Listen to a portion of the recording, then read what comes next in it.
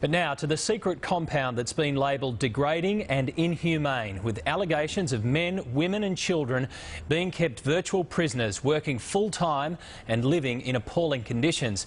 And the incredible thing is, it's right in the middle of a suburban neighbourhood. Here's SEYMOUR with this world-exclusive report with those who've escaped and are now speaking out.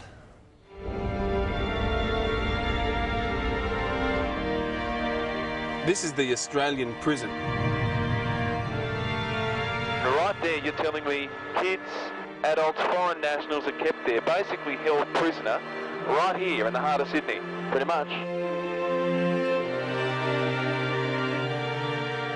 I lived in the garage for about a year and a half, maybe 2 years. G'day, it's SEYMOUR from Today Tonight at Channel 7 and a couple of guests. Thank you. That'd be great, thank you. Shane's story is one of shocking abuse, child abuse. It's one of a child being enslaved. There it is, hiding in plain sight, a compound in the middle of suburbia, a place where children and adults are sent to be punished and corrected in awful ways. Shane Kelsey is 21 years old. Until just over a year ago, he had never used the internet, watched television, or followed the media. You're not allowed to read any books other than Scientology books. You can't read newspaper, no radio, no movies, nothing. Shane says he was held captive and groomed to see all of us on the outside as pathetic, useless, stupid. So I lived in a garage until they got flooded by a storm, and my mum got really pissed off and said, "What the hell?" And so I got moved into a closet. It is a closet under the stairs, maybe 2 meters long and a meter wide. This is the true Australian headquarters of the Church of Scientology. In the Sydney suburb of Dundas lies the RPF base. It stands for Rehabilitation Project Force. It's where Scientologists are sent for punishment and training for crimes that most of us would regard as trivial. They promised us someone would come and talk to us. That hasn't happened. I couldn't get through on the phone. More than 50 requests for interviews on camera have been flatly refused. The bottom line is they don't want people to know what's going on inside there. Those who've lived in there, like Shane, say it's like a gulag, a prison, and yet these are ordinary houses. This could be any suburb in Australia. People here would be horrified to know what has been going on in there for so many years and continues to this day. This is the story of how Shane Kelsey survived and escaped to reconnect with his father and the real world. Shane Kelsey's mother and father were dedicated Scientologists in Sydney, so they put their son Shane into its highest core at the age of 6. Little Shane moved into a tiny room with 11 other children, and so it began. By the age of 7... We'd go down the streets. I mean, we were, well, there'd be like 8 of us, 10 of us, young as, and we'd just go pledge people to drug-free lives and things like that. How old were you when you did that? I first started doing that when I was 7. I signed my contract when I was 8 years old. And what was the contract for? It was the billion-year contract. Billion-year contract? Mm-hmm. And what does that mean? That means your service and you're volunteering or servicing the church for the next billion years. How often did you see your parents when you were in there? I saw them once a week. Shane's mother and father would soon separate, and his dad, Adrian, left Scientology and moved overseas. The work schedule for children in this hellhole was full-time, hard, and without reward. You were working 35 hours a week when you were 8 years old. How many hours a week did that grow by the time you were, say, 14? By the time I was 14, I was working in the kitchen. Every morning, a military muster required marching and saluting to the cause of saving mankind from the intergalactic ravages described by its science fiction founder. We used to do marching, you know, close order drilling and things like that.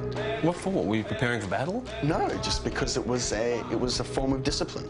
They wore all black uniforms, required to run always, never walk. So-called homeschooling was provided in fits and starts, taking a back seat to hard labour and brainwashing. As soon as you turn 15, anyone, you're straight out of school. Doesn't matter what grade you're in, what level of literacy, what level of maths, what level of anything, you're straight out.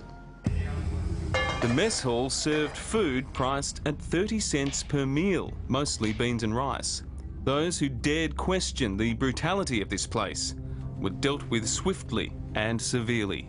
They used to live under our squash courts. It's mud, it's just a dirt floor. We put people in there and they live in there. By the age of 15, Shane was living a nightmare even he now struggles to believe. As soon as I turned 15, I was doing 7 days a week, 14-hour days. See, that's 100 hours a week. Yeah. In a commercial kitchen, Shane and other children slaved away, cooking meals all day, every day, studying and snatching what little sleep they could. We'd get anywhere between $4 pay to $35. $35 a day? A week. That's completely unacceptable. But there's no law in New South Wales that makes it illegal to work a child for those hours. Now, that's extraordinary, but that's the case. Among those who needed to be fed was billionaire James Packer. For several years, beginning in 2002, Packer came to the Church of Scientology early in the mornings to receive auditing and instruction. How much did you get paid for cooking meals for James Packer? I didn't get paid anything extra. There was no bonus or anything. It was just the meal you cooked. There's no suggestion Mr. Packer had any idea who was preparing his meals or their work conditions. What did you cook for him, do you remember? Oh, just like steak and chips or a nice salad or omelettes, those kinds of things. It had to be nice, like it wouldn't just be sloppy. It had to be nice. Mr. Packer left Scientology around 2008. It would be more than 2 years later until Shane made his break for freedom. In late 2010, Adrian Kelsey decided to rescue his son. He invited us to document the attempt. He informed police of his plans to go to the compound and demand his son's release. He had protest signs ready if they refused to let him come out. Then, this.